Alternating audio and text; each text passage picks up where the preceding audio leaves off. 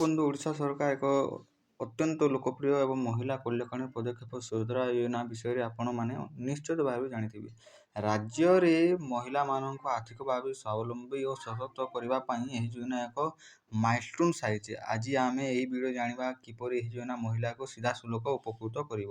ସୁଭଦ୍ରା ଯୋଜନା ଅଧୀନରେ ଯୋଗ୍ୟତା ହିତାଧିକାରୀଙ୍କୁ 5 ବର୍ଷରେ 50,000 ଟଙ୍କା ଆର୍ଥିକ ସହାୟତା ପ୍ରଦାନ କରାଯାଉଛି। ପ୍ରତିବର୍ଷ 10,000 ଟଙ୍କା ଲେଖାଏଁ 2ଟି କିସ୍ତିରେ ପ୍ରଥମ କିସ୍ତି ରାକ୍ଷୀ ପୂର୍ଣ୍ଣିମା, ଦ୍ୱିତୀୟ କିସ୍ତିରେ ଅନ୍ତର୍ଜାତୀୟ ମହିଳା ଦିବସ 8 ମାର୍ଚ୍ଚକୁ ଦିଆଯାଉଛି ସିଧାସଳଖ।